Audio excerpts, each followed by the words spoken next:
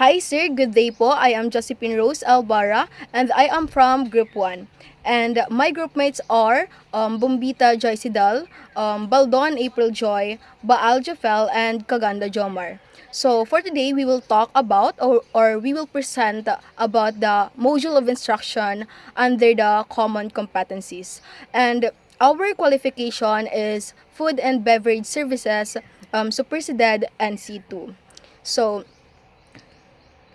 So for the first slide, as you can see, we have the common competencies. So the unit of competencies is roster staff. So nakuha po namin siya from our training regulation. The qualification is food and beverage services superseded NC2, and the first module title of the under the common competency is rostering staff. So as you can see, the module of descriptor or the module of descriptor in the first unit of competency is this unit covers the knowledge, skills, behaviors, and motivations required to develop a staff rosters. And also, this role may be carried out by operational supervisor and manager. So, nakuha po namin siya sa unit descriptor din po ng first common competencies, which is the roster staff. So, the nominal duration is around 6 hours, and yung first common competency po natin na roster staff, we have two learning outcomes. And yung two learning outcomes na po yun, nakuha po namin siya under the elements. So, let's proceed po to the next slide.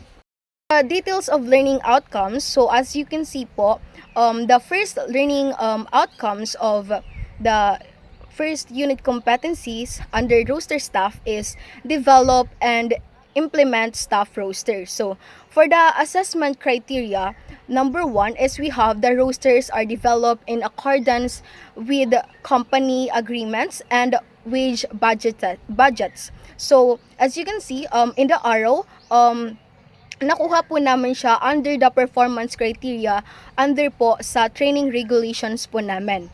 And for the number 2, we have also the operational efficiency and customer service levels are maximized while wage costs are minimized in roster development. So, same with the number 3 and number 4. The number 3 is duties are combined where appropriate to ensure effective use of staff. So, nakuha po namin siya under po sa performance criteria for our training regulation.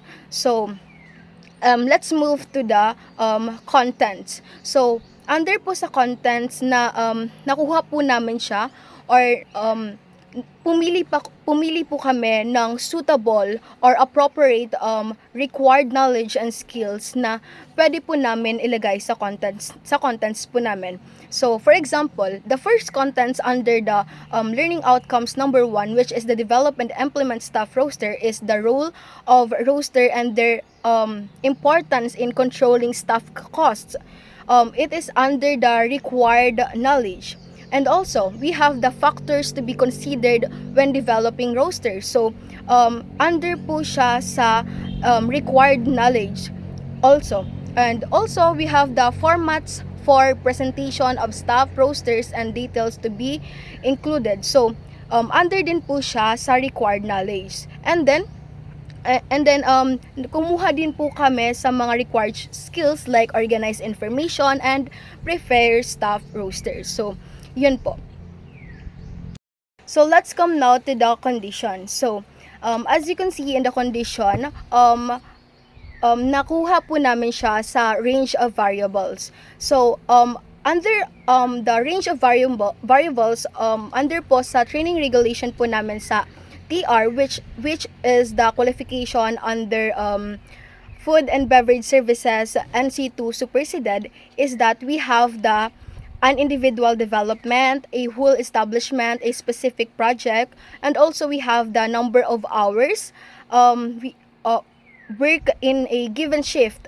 Also, we have overall number of hours allocated to different staff members, breaks between shifts, nature of duties allocated, and also we have the use of permanent or casual staff. So, Under po sa condition, nakuha po namin siya sa range of variables.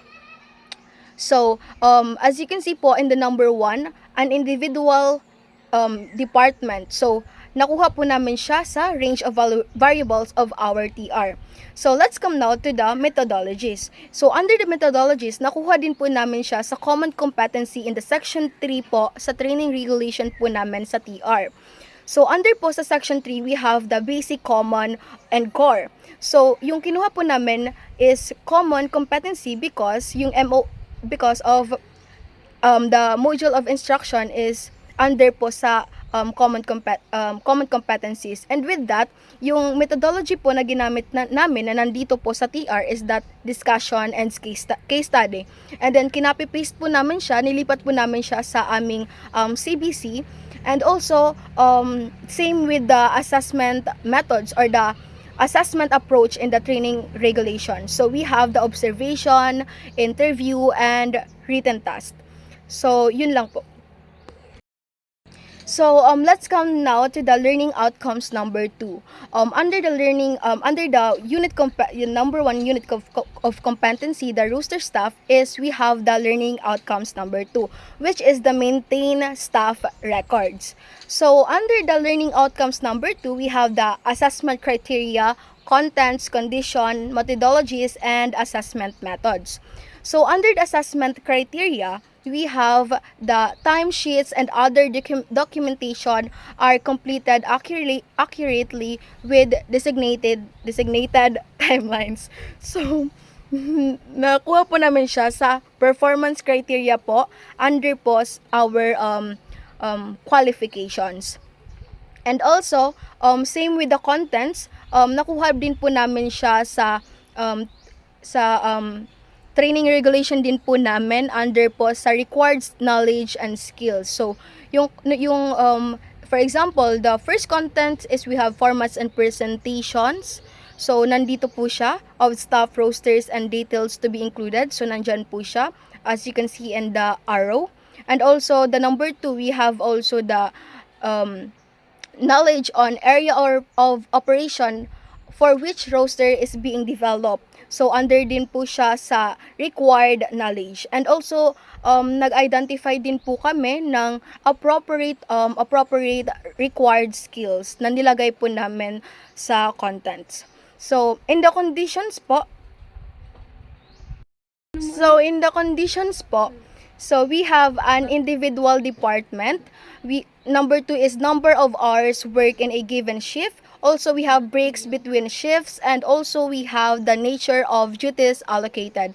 So, under the condition po, nakuha po namin siya under po sa range of variables of our training regulation, which is the food and beverage services, NC2 Supersidad. So, as you can see po in our TR, that presented here is that we have an individual department, a whole establishment, a specific projects, and also we have the number of hours work in a given shift, overall number of hours allocated to different staff members, member breaks between shifts, natures and duties allocated, and also use of permanent or casual staff. So, nag-identify lang po kami ng most suitable and appropriate range of variables for our CBC conditions. And also, we have the methodologies. So, same with the learning outcomes number 1 na kinopy-paste lang po namin siya under po sa training regulation po namin, which is the methodology po